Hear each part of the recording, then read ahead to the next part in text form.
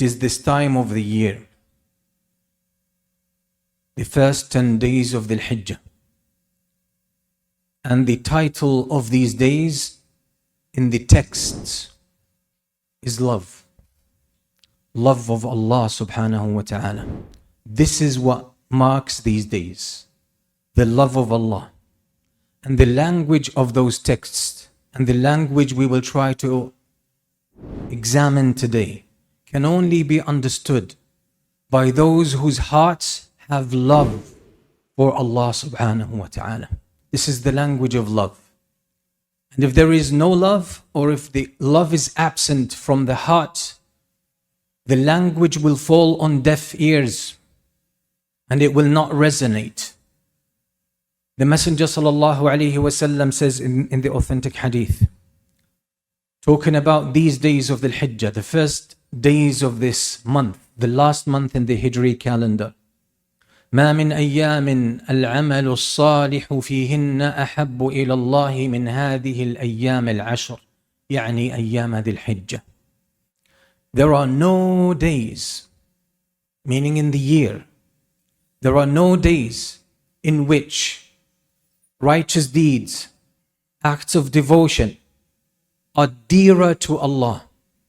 There are no days when Allah or where Allah loves good deeds to be performed than these days of Dhul Hijjah, the first 10 days of Dhul Hijjah. The love of Allah, that's what Allah loves. That's what Allah prefers the most. Throughout the year, Allah loves righteous deeds the most in these first 10 days of Dhul Hijjah. قالوا يا رسول الله ولا الجهاد في سبيل الله قال ولا الجهاد في سبيل الله إلا رجل خرج بنفسه وماله فلم يرجع من ذلك بشيء. The companions were puzzled that nothing that Allah loves more than righteous deeds in these last 10 nights, not even offering one's life for the sake of Allah, putting one's life on the line for the sake of defending the truth and the cause of Allah. The Prophet ﷺ said, not even al-jihadu fi sabilillah, except for one scenario. When a person offers their wealth and their self for the sake of Allah and they lose them, they don't come back home, they don't make it back home. That's the only exception to this rule. So we are living in days that are special. These are not normal days. And the scholars of Islam have debated which 10 days are the best, or which days of the year are the best.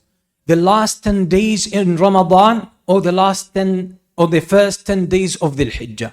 A big debate among the scholars. Shaykh al-Islam ibn Taymiyyah rahimahullah ta'ala and others are of the opinion that the last 10 nights of Ramadan are the best of nights ever. And the first 10 days of Dhul Hijjah this month are the best 10 days ever for righteous deeds. So this is a special time for Allah Himself. And when the Prophet ﷺ says, there are no days where Allah loves good deeds to be performed more than these 10 days. This is the language of love. And as I said, if there is no love for Allah in the heart, it's hard to appreciate what that means. But let's take a worldly example.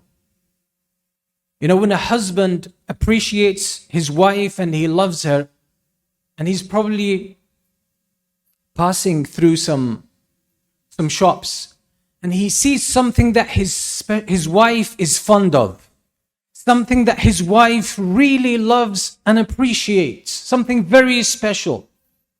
If he truly loves her,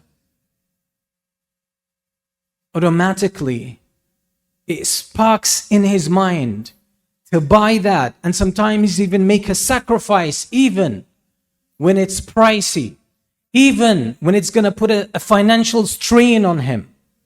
He's going to buy that gift for his wife and make it a special day for her. When a father or a mother They come across something that is not very common, and they know their son or their daughter loves this thing so much and looks forward to it.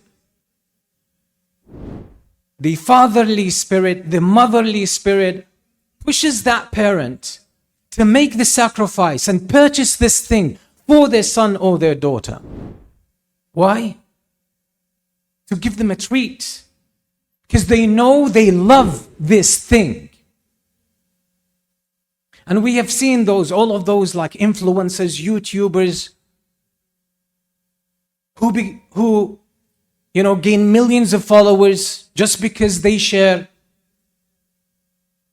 empty stuff, or something empty of value for the most part. Pranks and jokes and nonsense. But some of them make it, and they make a lot of wealth out of that. And some of their most special videos that they put out there is when one of them, and especially when they are young, they purchase or they go and get for their father or their mother the house of their dream, right? Or the car of their dream. And they make a big video out of that. And it goes viral. And we all feel touched. Why? Because that's a special moment. Because that's what their father or their mother loves the most. So when they meet that love, when they fulfill that dream of that person, it's a very special moment.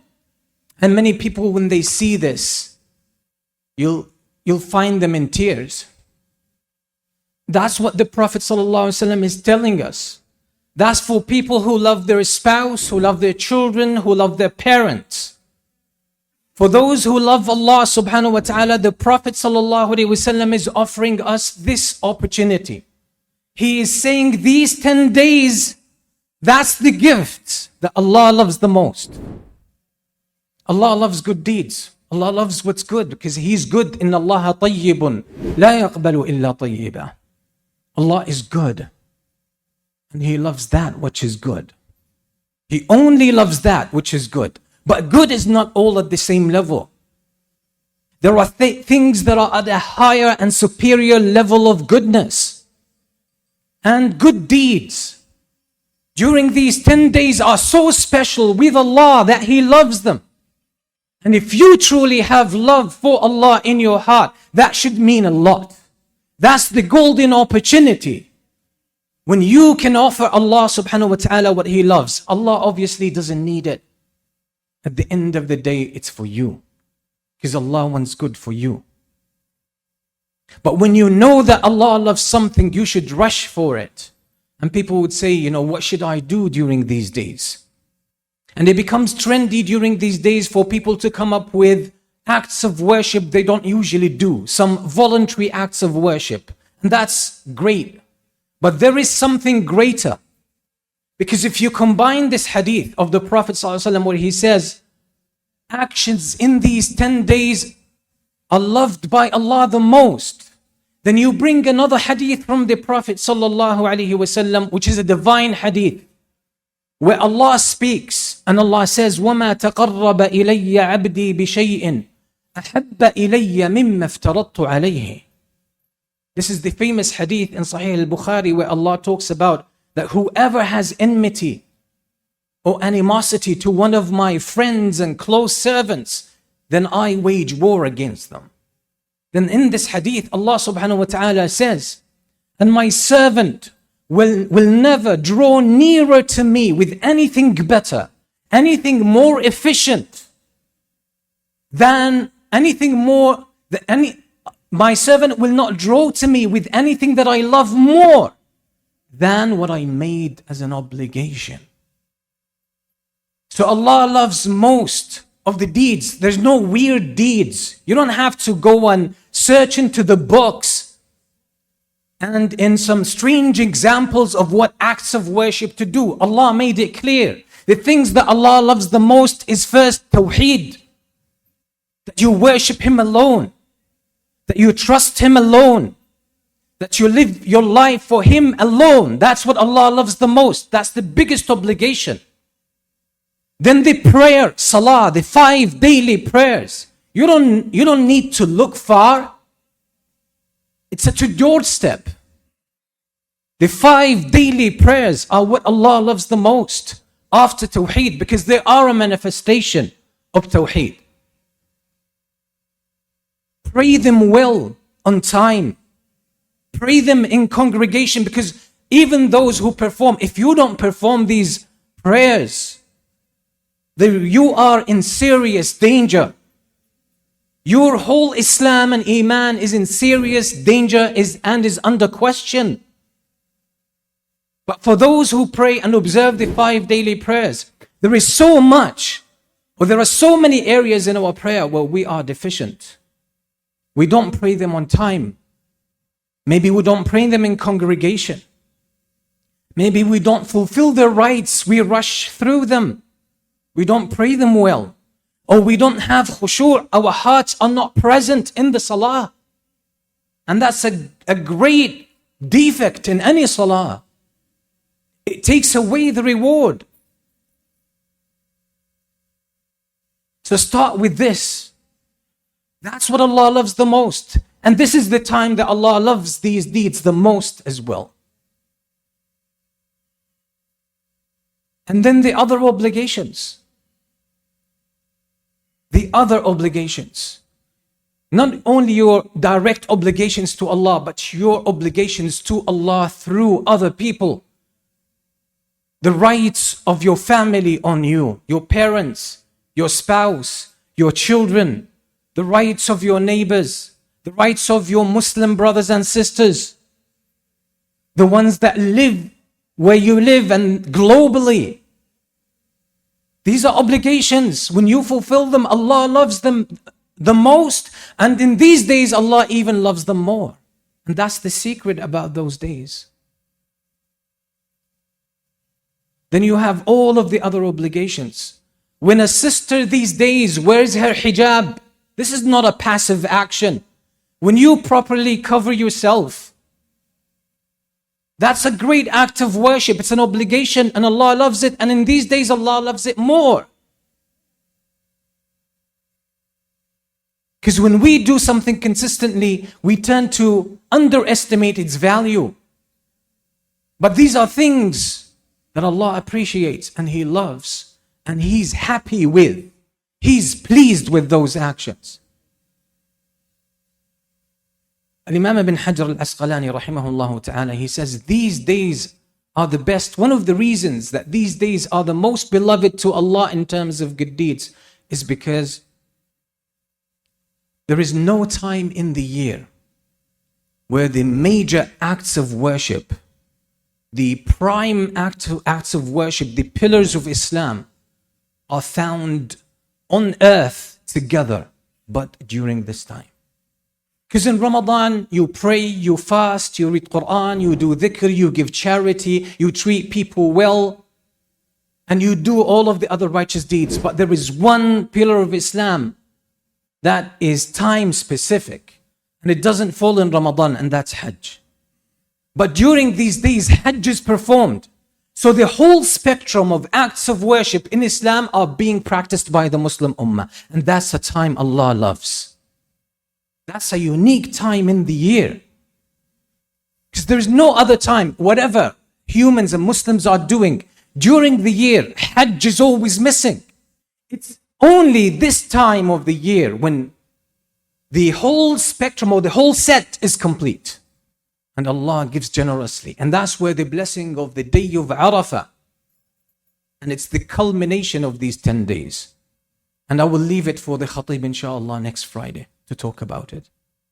But as Muslims, we shouldn't let these days slip away without offering Allah a special treat. And the special treat is that you truly renew your covenant with Allah, your agreement with Allah to worship Him alone. Clear your heart. Al-mujahidu man jahada hawahu fi dhatillah. The true mujahid, the true person who strives for the sake of Allah, is someone who strives against their own self, their own defects, their own desires, their own dark side for the sake of Allah. None of us are perfect. We all have serious defects. We all have a dark side to ourselves. We all have serious flaws. We all have so much evil in our hearts. Naturally, humans without guidance or with inappropriate guidance, that's what happens to them. So our life is about working against that, to undo that darkness that is inside. It's a constant struggle. And that's something that Allah loves the most. You purify your heart because this is where Allah looks. As the Prophet ﷺ said, Allah doesn't look at your wealth and your looks and your physique. Allah looks at your hearts. What's in your heart? Is the love of Allah uppermost in your heart above all other types of love? Is your fear of Allah dominant in your heart that you fear none but Allah? Is your heart full of hope in Allah? That it trusts Allah more than it trusts anything else? Does that translate into a lifestyle? That's what Tawheed is. Tawheed is not a concept that you keep in your mind. It's a way of life. These are great acts of worship. Is your heart full of envy and hate and jealousy? Is it full of pride and arrogance? These are diseases that take you to the hellfire. When you push against them, none of us is free from pride and arrogance and envy. None of us. So you need to push against them. Your fighting against them is one of the great acts of jihad and worship that Allah loves. So offer Allah this thing. Start to change your ways from today. This is the opportunity. We ask Allah subhanahu wa ta'ala to accept from us. أقول قولي هذا وأستغفر الله لي ولكم فاستغفروه. الحمد لله رب العالمين والصلاة والسلام على أشرف المرسلين سيدنا محمد وعلى آله وأصحابه أجمعين. One of the great acts of worship that the scholars advise that we do during these days is to fast. Offer fast. So those who have days that they missed in Ramadan, that's a very beautiful opportunity to start making those days up. But for the day of Arafah, you have to have a special intention. For the day of Arafah, don't combine, making up a Ramadan fast there. But the rest of the days you can do this. So that's a good time. Our sisters who have days that they need to make up from Ramadan, that's a golden time.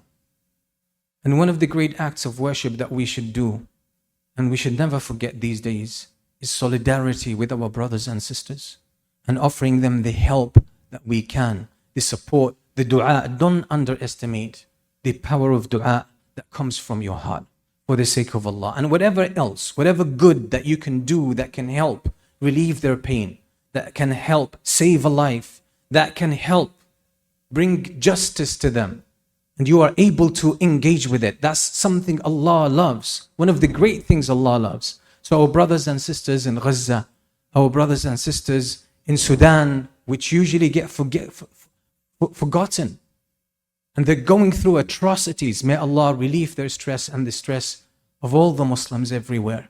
And many Muslims are suffering. Some Muslims are suffering individually. No one knows about them. Or only the circle around them knows about them. Make dua for them. You get reward for that. You get reward for making dua for people you don't know. Do that for the sake of Allah subhanahu wa ta'ala. And again, renew your covenant with Allah. Offer sadaqah. Offer sadaqah for the sake of Allah subhanahu wa ta'ala. Sadaqah is something that Allah loves and appreciates. And in these days, Allah loves it more.